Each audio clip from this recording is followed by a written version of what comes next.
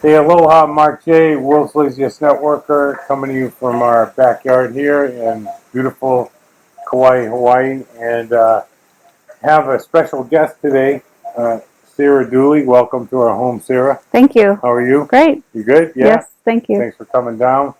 And basically, the reason I wanted to have Sarah on, I know that you've probably seen interviews, and we've done a lot of them with really rich and famous people, and Sarah's on her way to being that. And I got the idea, when we've had wonderful interviews with Richard Blissbrook and Tom Big Al Schreider, and recently I did something with Tom Chenault, and all that's great.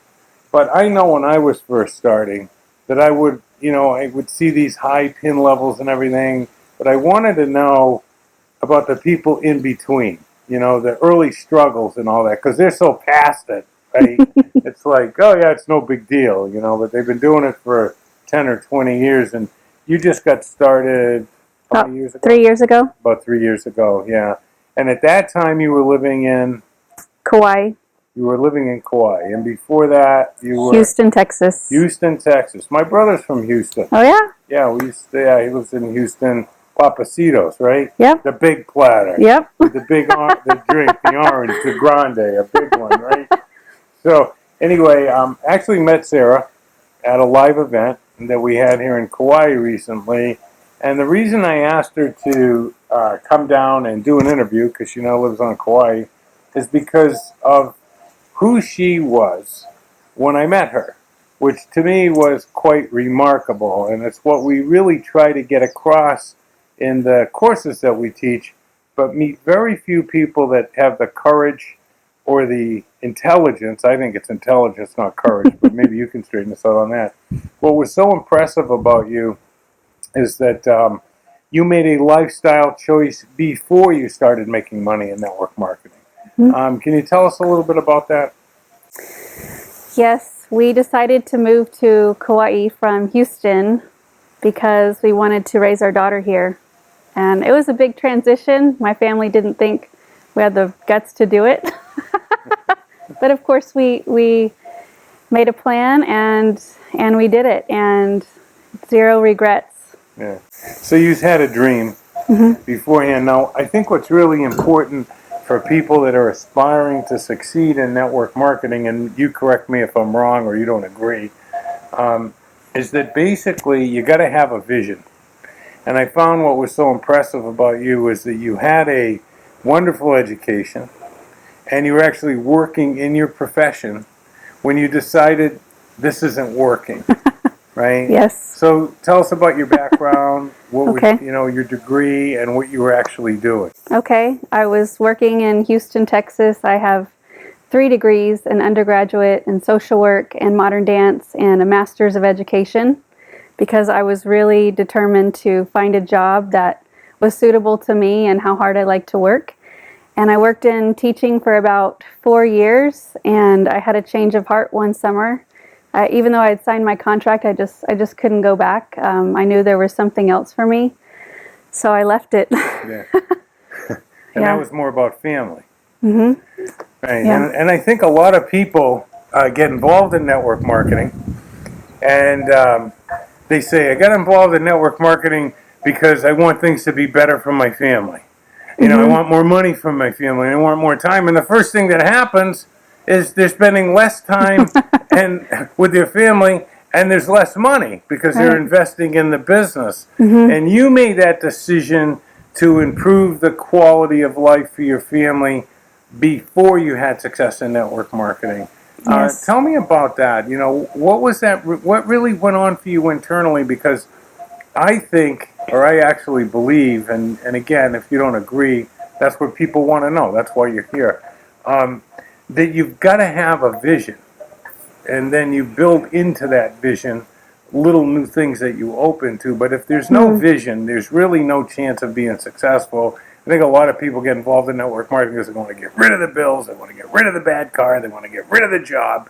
And that's not going to get it done, because that's all fear-based. So you made a faith-based decision. Tell me about that. How did you find the confidence or the conviction? I mean, what actually happened? You said, we're done with Houston, we're moving to Kauai. I just knew that I knew that I knew that I knew that the biggest contribution I could make to my life, to anyone's life, was to be a stay-at-home mom for my daughter, and that was just my personal choice. My husband was on the same page, so that's what drove us to Kauai. And watching her grow up here, it was very clear that she was the reason we were here. And the first 2 years, it was definitely an investment in her life and our life and those choices that we made. And it wasn't pretty. I mean, our cost of living tripled, and now we had one income instead of two, and there were three of us. We shared a car. We scraped by. And it's because I think that we made those choices and we're willing to make those investments or sacrifices that the opportunity of network marketing came to us. Right. And it kind of sealed that gap for us. Right. I saw it like I could have my cake and eat it too. I could be the stay-at-home mom that I wanted to be, and now I have a way to support myself to do that. And not only you stay-at-home mom, you're a homeschooler. Yes. And so, so much for the excuses, I have kids. You know, most people that have kids, they have them in school, and they do have a 4 or 5 hour window. Like my wife, the fabulous Davine, you know, she'd drop her kids off at school, work her business for a few hours, rest, and then go pick the kids up and play with the kids. Mm-hmm. Big mom sort of personality, you know, those big mom types, you know. Yeah. The kind of woman that's depressed when the other kids in the neighborhood go home. Yeah. Right? Oh, no, don't go. But that lifestyle choice in homeschooling, and that takes several hours a day. Mm-hmm. Yeah. And you still find time to build the business. Absolutely. Okay. So, again, one of the reasons that I wanted to have Sarah on is that she made a lifestyle choice about what's right for her life, not what you wanted to get away from, but an ideal that you saw. Mm-hmm. And then to supplement that, network marketing came along, and the first year or so wasn't really explosive for you. Right. See, anybody can be successful once you start doing the right things, right? So tell me about those first couple of years until the trigger got pulled for you. Okay. It's fascinating looking back because right away I turned to my husband. I said, "Can you do this?" And he said, "All right." And about 6, 7, 8 months in, it wasn't moving at the speed I thought it should be moving at. So I got involved, but about 3 months in, I started to see that this is what I was supposed to be doing, and fell in love with network marketing. And we had a team that did pretty well in the beginning, but our business has really plateaued. I don't think it was until the last few months that I really saw where I needed to grow personally in order to have the results for other people and for ourselves that we were hoping for. Right. Now, one of the things that I like to say is that a person's paycheck is going to be directly in proportion with their self-esteem. Mm-hmm. You're a teacher. Mm-hmm. You know, that's one of the things you probably know a lot more about. You know, I'm just a guy winging it. You know, I'm just a bozo on the bus firing shots and see if somebody believes it, maybe it's true, right? But so personal development. So your group is puttering along. You're cashing small checks, Mm-hmm. and I think you should tell them where your group is at today. Now, just a few months later, it's at Yeah, we have just over 1,000 people. just over 1,000 people, Mm-hmm. and you're with LifeVantage. Yes. It's a great company. You know, the product shows up, and the paycheck shows up. Mm-hmm. Other than that, company's off the hook. But one of the things I like about that particular deal is it's affordable, and you guys also have a nice customer base too to drive more volume. So you have over 1,000 people in your group, and you're saying personal development was really the first step in bringing your business from just sort of making a few $100s a month to this group that's 1,000 and growing. I know you sponsored just a couple of people last week, right? Yeah. Yeah. You know, and that you've learned how to basically sponsor on demand, right? How did that happen? Bring us back to the personal development and what happened for you. Okay. Well, I've always heard this idea that personal development was key. I could never wrap my mind around what I needed to do exactly. What does that mean for me? And I started this Think and Grow Rich course and Go 90 Grow, and all the pieces started to come together. Yeah. And then after the live event, it was like a volt, like a light bulb turned on, where I just had this feeling where I could sit with somebody and look them in the eye and tell them I knew exactly what they needed to be able to do. Yeah. But I went through that journey myself first with that course. Right. That really helped give me that kind of confidence. Right. And so basically you went through personal development and then found the key. I remember you contacted me one day and we had a little short conversation. We're like, oh, I know what you mean about sponsoring on demand now. Yeah. All of a sudden you just know because you're present in the conversation, I think is what you said. Could you expand on that a little bit? What do you mean, look me in the eye and tell me what you mean by present in the conversation with a prospect? Because that's really what people want to know. Yeah. Right? They don't really understand that getting them in is easy. Once you know it's easy, helping them produce. So we'll get to helping them produce in a minute. But getting people in and that sitting there and being present, can you tell me what that was like for you? Okay. Well, I have this idea of what they want in their life, what they want more of or less of. And I recognize that the person sitting in front of me wants someone to help them make that decision. And the best thing that I can do is to be in service to what they want.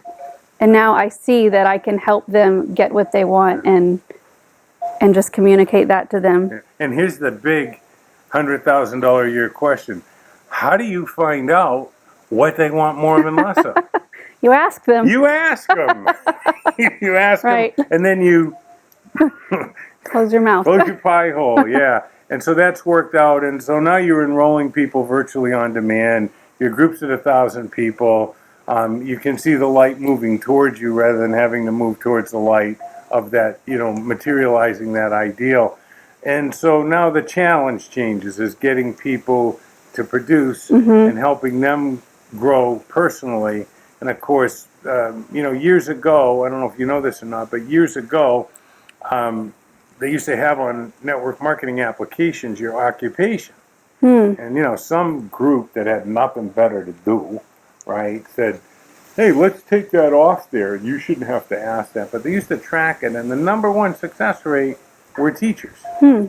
Number two were the stay-at-home parent. And number three were engineers and accountants, because when you tell them to do things 1, 2, 3, 4, 5. So you're a stay-at-home mom and you're a teacher, right? Yes. So what insights can you share with people? Because I know your team's producing. You didn't put 1,000 people in. No. What insights can you share so you get someone in the business and everybody knows that it's not about sponsoring more. It's about getting more people sponsoring and building their confidence. What do you do with people to get them moving in the right direction? Well, I constantly help remind them why they're there and show them the simple steps to get them what they want. And I relate what they're doing, the behaviors that we do to build the business, I relate it to what they want. Right. So you don't focus on results. Right. which is right out of a great book called The Influencer. It's got nothing to do with network marketing. Buy it, you get rich. Don't buy it, you'll stay poor. And I didn't write it, okay? I'll give you a shameless plug for my book later. But anyway, so basically you focus on their behaviors. And I know that you've talked a lot about talking in a language that they understand. Tell me what that means, because that's really the key. Everybody says, oh, relationships are key, but they don't tell you how to improve them, and you've learned how to improve them, right? Yes, I've learned through this course that not everybody speaks or understands the way that I understand things. So we do the color code, and we find out what they're motivated by. Right. And I use that to communicate to them, and it's so much more effective. Really? Yes, I think that I used to push people away because I didn't understand why they didn't want to do all this with their calendar just like I do, and why aren't they so organized, and don't they think like this? But now I see that this is a person in front of me who speaks a completely different language, is motivated by different things, and I have that sense of understanding, which I'm continuing to develop. Sure. But that's how I've learned to be more effective at communicating with people. Right. So we'll put that link down there for them so they can get their Okay. color right. So you think that that's a great thing. Absolutely. And that's free, right? You Yes. get it done for your teammates free.